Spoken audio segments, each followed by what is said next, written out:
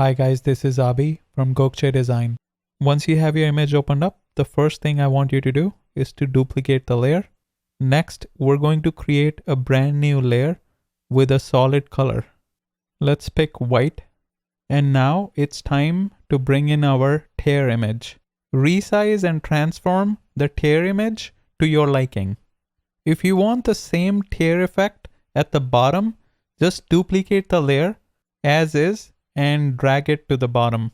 Once you're done adjusting, select the top tear, bottom tear, and the white background, and then right-click and select Merge Layers. Now we're going to use the Quick Selection tool to select the area in between the upper and the bottom tears. Next, click on the Select menu and hit Inverse.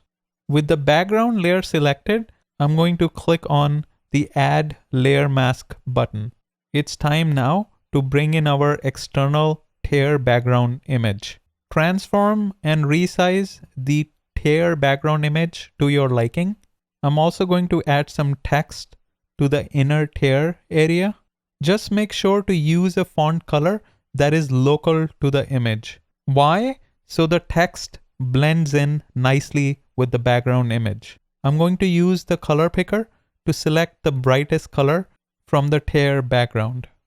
Finally, I'm going to click on FX and select blending options to add some bevel and emboss and drop shadow to our text and to the upper and bottom tears.